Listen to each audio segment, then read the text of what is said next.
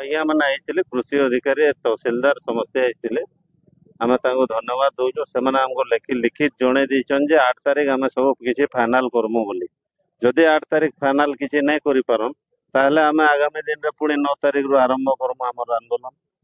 ଚାଷୀ ମାନେ ଆମ ରାମପୁର ଏରିଆର ସେମାନେ ମୁଖ୍ୟତଃ 5ଟା ଦାବି ଉପରେ ଆମକୁ ଉପସ୍ଥାପନ କରିଥିଲେ।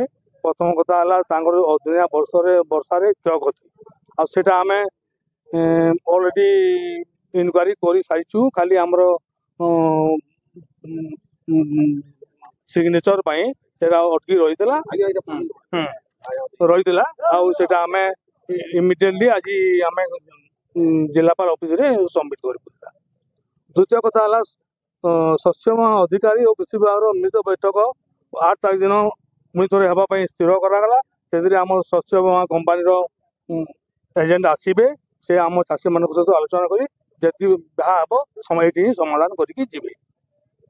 ଆଉ ତୃତୀୟ କଥା ହେଲା ଏଫଏକ୍ୟୁ ମାନର ଧାନ ଉପରେ ଜିଲ୍ଲାପାଳଙ୍କର ଦୃଷ୍ଟି ଆକର୍ଷଣ ପାଇଁ ଏମାନେ କହିଛନ୍ତି। ଆମେ ସେଟା ଜିଲ୍ଲାପାଳଙ୍କ ଦୃଷ୍ଟି ଆକର୍ଷଣ କରିବୁ। ଆମେ ଆଶା କରୁଛୁ ଜିଲ୍ଲାପାଳ ବି ଆମ କଥା ଶୁଣିବେ। ଆଉ ତୃତୀୟ କଥା ହେଲା ଟୋକନ ଅବଧିକୁ ଏଇ ଯୋଉ ଦିନିଆ ବର୍ଷା ପାଇଁ 7 ଦିନ ବୃଦ୍ଧି କରିବାକୁ ଦାବି କରିଥିଲେ। ଆମେ ସେଇଟା ବି ଆମେ ଆଶା କରୁଛୁ ଏଇଟା ଆମ ଜିଲ୍ଲାପାଳ 7 ଦିନ ବଢ଼େଇବା ପାଇଁ ଆମେ ରିକ୍ୱେଷ୍ଟ କରିବୁ। ଆଉ ଆମେ ଆଶା କରୁଛୁ ସେଇ ନିହାତି ବଢ଼େଇବେ।